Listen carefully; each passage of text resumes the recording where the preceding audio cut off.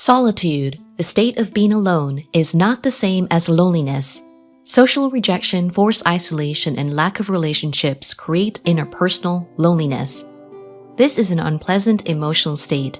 It's an unmet desire to be with others when you are alone. Loneliness can also be existential, like feeling empty, incomplete, disconnected, and lacking a sense of purpose from within. It's possible to feel lonely in a social gathering with friends, a group of acquaintances, or a crowd of strangers. There's no single reason for loneliness. Sometimes it's due to a mismatch between your inner desires and outer world. It could be due to an internal change like outgrowing your profession or workplace, or an external change like moving to a different neighborhood, switching schools, or starting a new job. Prolonged loneliness can lead to despair, which affects our mental health and physical wellness. In extreme cases, it may even lead to an early death or death by suicide. Solitary confinement and social outcasting are some of the worst forms of punishment. In psychoanalysis, object relations theory basically states humans are social beings who need to have rewarding relationships to be fulfilled. And yet, the need for alone time is as vital to human life as the need for social interaction. When you practice solitude, you'll be better able to move through loneliness with skill rather than try to end it unskillfully at all costs. While loneliness is a negative state of mind, solitude is a chosen state of being. Although there are books, videos, and research studies discussing the benefits of solitude, the desire to socially withdraw is often seen as pathological. A person who enjoys alone time and welcomes solitude can be mistaken for a loner. In Party of One, The Loner's Manifesto, author Annalie Rufus says true loners do not just welcome solitary retreats to recharge. They want to be alone and left alone during much of life. Michelangelo, Emily Dickinson, Bobby Fischer, Georgia O'Keeffe, and Albert Einstein kept to themselves and were all loners, she says. The L word is stigmatized and is typically associated with the mentally insane and the most notorious criminals. Prime examples are the Unabomber, Timothy McVeigh, and Charles Manson, who were labeled as loners in the media but had social motives. They were pseudo-loners. Real loners are not driven by a need for acceptance or approval and are not concerned with others' opinions and actions.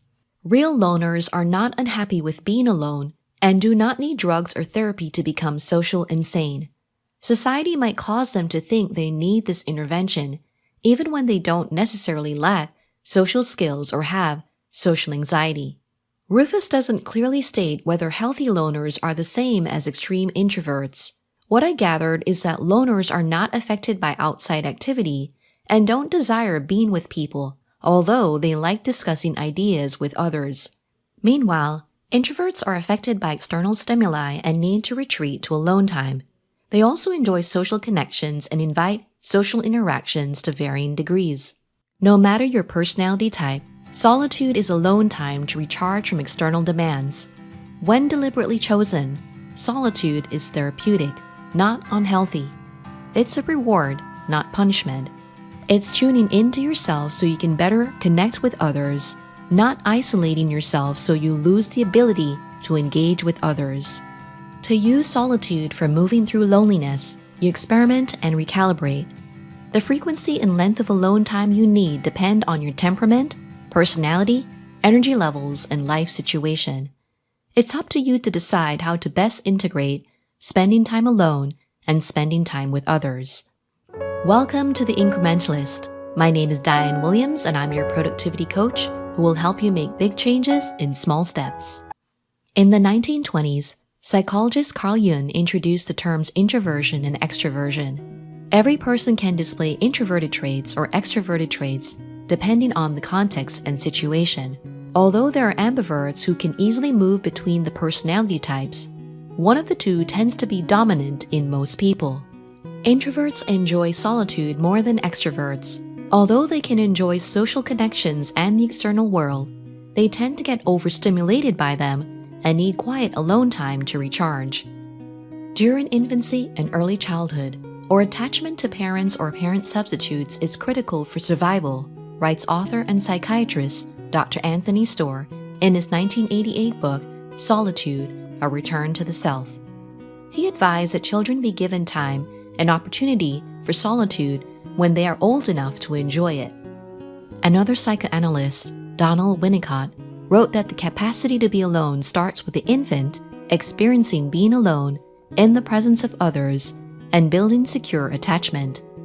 Secure children grow into emotionally mature adults who are capable of being alone for longer periods without fear and worry.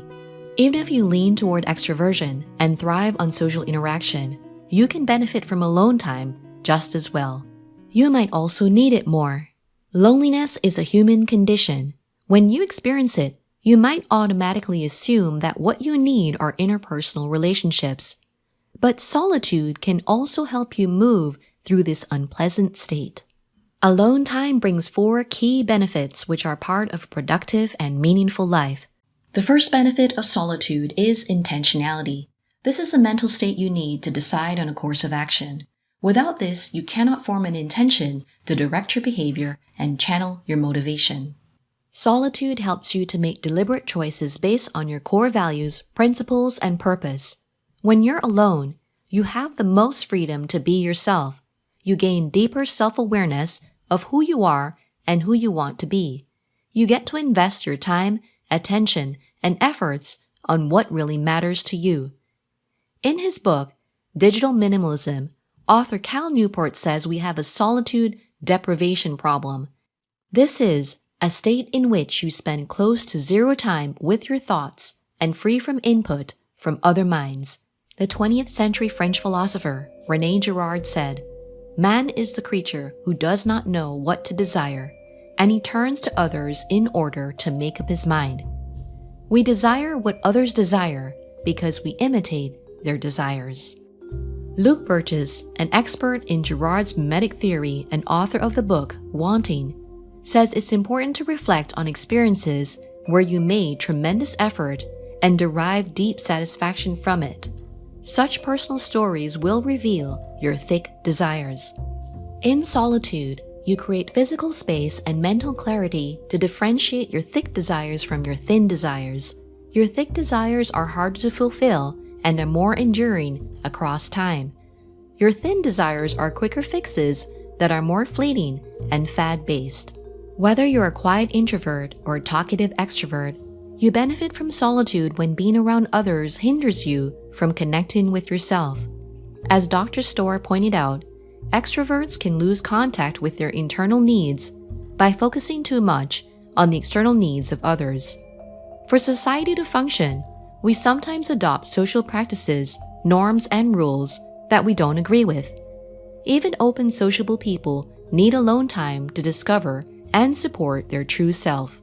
Paradoxically, solitude enables you to strengthen friendships and form higher quality relationships.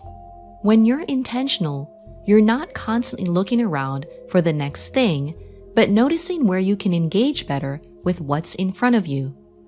In the 1854 classic, Walden, or Life in the Woods, Henry David Thoreau wrote, "I went to the woods because I wished to live deliberately, to front only the essential facts of life, and see if I could not learn what it had to teach, and not, when I came to die, discover that I had not lived." While Thoreau described the importance of communing with nature and living in solitude, he also enjoyed the company of others.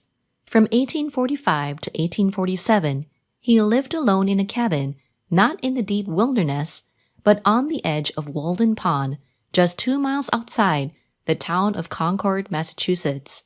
He entertained visitors in his cabin, 1 or 2 and up to 25 or 30 at a time. He believed that solitude and connection with oneself were necessary to have society and connection with others. The second benefit of solitude is intellectuality. This is the ability to learn, understand, and become well-informed to solve problems and make good decisions. Solitude is necessary for checking in with yourself and avoiding actions that are not only bad for you, but may also cause direct harm and second-order consequences for others. CEOs, politicians, Leaders and self-leading team members need alone time to listen to their thoughts and reflect on their impulses. Before you look to others for feedback and validation, you must first examine your innermost thoughts and intuition. While being agreeable helps to maintain society, you should also be informed about what you're agreeing to, especially in non-trivial matters. In solitude, you consider multiple perspectives, separate facts from narratives, and prepare for genuine dialogue. Alone time strengthens the creative process, which Graham Wallas, an English scholar from the London School of Economics, divided into 4 stages. The first is preparation, which is when you develop an initial interest in a subject, capture information, and research all you can about it. The second is incubation, where you unconsciously think about the problem and allow ideas to simmer. The third is illumination, which is when you get a new insight or new solution to the problem. The fourth is verification, where you test the validity of the idea. Alone time is vital, especially in stages 2 and 3. Incubation is passive scanning, sorting, and reordering information. It can take minutes, hours, months, and even years. Illumination is when your brain forms a great idea, seemingly with little effort, and often in a flash. It may happen after you've just woken up and had time to sleep on a difficult decision. Or it might be when you're in the shower and your mind starts to link new information and old knowledge in novel ways. Solitude builds System 2 thinking by slowing down or responds to stimuli. In his book, Thinking, Fast and Slow, Daniel Kahneman explains this is different from System 1 thinking, which is fast, automatic, and takes little effort. System 2 thinking is a solitary activity that requires single focus, conscious effort, and high concentration. It's needed for complex multi-dimensional problems. Solitude is not just for genius artists and scholars, but for anyone who wants to spark imagination, creativity, and mental agility for high cognitive work. Dr. Storr wrote, "Some development of the capacity to be alone is necessary if the brain is to function at its best, and if the individual is to fulfill his highest potential. Human beings easily become alienated from their own deepest needs and feelings. Learning, thinking, innovation, and maintaining contact with one's own inner world are all facilitated by solitude." End quote. In modern society, there can be an overemphasis on acquiring only knowledge and skills that build material wealth and bring tangible benefits. But solitude encourages you to engage in lifelong learning, ask questions, and pursue creative, spiritual, and philosophical interests that make a richer life. Intellectuality makes you stay curious and keep a sense of wonder no matter what. Let's say, for example, you're concerned about the environment. You could shift from negative doom and gloom news to positive, empowering true stories about nature's resilience and how humans have helped to sustain it. You could focus less on externally oriented top-down solutions, like electric cars and wind power, and more on internally based bottom-up remedies like your current consumption habits. This doesn't mean getting rid of your stuff, decluttering, or obsessing over whether every possession makes you happy or serves a purpose. Rather, it's making mindful and wise choices. Introducing the iPhone 6s and the iPhone 6s Plus. We are so excited for iPhone 13. Solitude lets you sharpen your critical thinking skills and see through manipulation and marketing tactics. The third benefit of solitude is simplicity. This is a practice of focusing on the essentials and harnessing the power of less but better. You get clarity on what's trivial so you can focus on top priorities and necessary goals. Simplicity is different from the minimalist aesthetic style you see on Pinterest, Instagram, and YouTube. It's not about stripping down your possessions to the bare minimum and ending up with a clean, sleek, clutter-free, white-walled home. Minimalism is the process of owning less and making physical space. In contrast, simplicity is a state of being that leads to less mental clutter and a life of less complexity. Although it's natural to strive for more, we also need to watch out for hedonic adaptation, or happiness levels return to baseline once we achieve the goal or get the thing we want. By embracing solitude, we can simplify and take a break from the hedonic treadmill. Alone time also allows us to level up when we need a challenge. In her book, Dopamine Nation, psychiatrist Anne Lemke notes in today's society, our basic needs, like food, water, and shelter, are often readily met. She notes that the chronic use of addictive drugs or digital entertainment may create a dopamine deficit state, such as depression, anxiety, and insomnia. The neurochemical dopamine affects how we experience reward and take action. Pleasure and pain are processed in the same part of the brain. To keep balance in the brain so there's not too much pain or too much pleasure, your body downregulates the dopamine levels. This resets your dopamine threshold to the point where nothing is enjoyable. So even if you get pleasure from watching YouTube videos, watching too many leads to homeostasis. Once the activity gets boring, you stop. But when you feel a little down, you go on another binge watch to get the pleasure again. Repetition doesn't bring the same enjoyment because the dopamine base levels are lower. Chronic use of addictive stimulus doesn't just keep you on the hedonic treadmill. It can also create the anhedonic state where the ongoing pursuit of higher rewards lead to demotivation and dissatisfaction. To build your resilience to boredom and escape the anhedonic state, you can use your alone time to think, visualize, daydream, mind wander, and do nothing. If you can't do this for 15 minutes, start with 2 minutes. If shutting yourself in a room and staring at the walls doesn't help, look out the window or step outside. In short, the less stimuli you need to feel satisfied, the more peace of mind you will have. To learn more about how to rest and recharge for a productive life, check out my book, The Incrementalist. You can find it on Amazon and LeanPub. The links are in the show notes. The fourth benefit of solitude is self-sufficiency.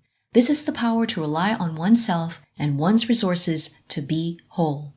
When you have strong self-worth, you don't rely on temporary external validation to feel good and complete. In solitude, you empower yourself to add value through positive contributions rather than expect protection through group cohesion. While it's hard to be fully self-sufficient in today's specialized world, the more self-reliant you are, the more content you will be. Relationships make up a meaningful life, but they also come and go, form and change. But you're always part of nature, and nature is always a part of you. Spend your alone time in the natural physical world instead of the virtual on-screen environment. Take a walk through the forest or by the ocean. Listen to birdsong or the wind rustle through the trees. Observe the clouds, the sky, the rocks, and the stones. Play a musical instrument, read a good book, meditate, pray, or journal. Do light chores, garden, or take care of your plants. Engage in a flow activity that makes you feel alive and creative. By practicing solitude, you learn to be your own best company. You not only become a more self-sufficient person who doesn't demand or require approval from others, you also become a healthier individual who draws other healthy people to you. Solitude is a viable path to move through loneliness because it allows you to connect with yourself as well as with others. Dr. Storr concluded, "The happiest lives are probably those in which neither interpersonal relationships nor impersonal interests are idealized as the only way to salvation. The desire and pursuit of the whole must comprehend both aspects of human nature." To dive deeper on the incrementalist approach to productive living, you may reach out to me for coaching or speaking events at diane@dianewilliams.com. If you've made it this far, click the like and share buttons and drop your feedback in the comments section. If you want to keep learning how to make big changes in small steps, be sure to subscribe. These things will help the show grow and reach you and others. Thank you for being with me, and join me again on The Incrementalist.